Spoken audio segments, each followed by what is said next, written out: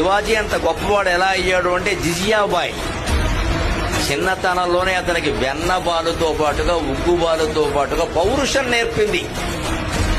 నిన్ను కన్నది దేశం కోసం పోరాడడానికి, హిందూ ధర్మాన్ని కాపాడడానికి, ఇక్కడికి వచ్చిన పెళ్లి చేసుకుని పిల్లల్ని కనడానికి కాదు అని జిజియాబాయి చిన్నతనంలోనే ఉగ్గుబాలు దాగించేటప్పుడే నిన్ను జాతి కోసం కన్నాం, హిందూ ధర్మం నశిస్తోంది. పరమత పాలకులు విదేశాల నుంచి మొఘల్ వంశీకులు, ముఖ్యంగా ఔరంగజేబ్ ప్రతి దేవాలయం కూల్చేశాడు.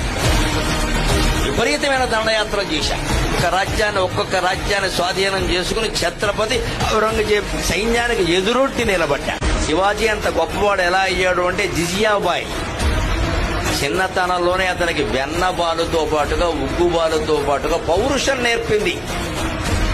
నిన్ను కన్నది దేశం కోసం పోరాడడానికి, హిందూ ధర్మాన్ని కాపాడడానికి, ఇక్కడికి వచ్చిన పెళ్లి చేసుకుని పిల్లల్ని కనడానికి కాదు అని జిజియాబాయి చిన్నతనంలోనే ఉగ్గుబాలు దాగించేటప్పుడే నిన్ను జాతి కోసం కన్నాం, హిందూ ధర్మం నశిస్తోంది.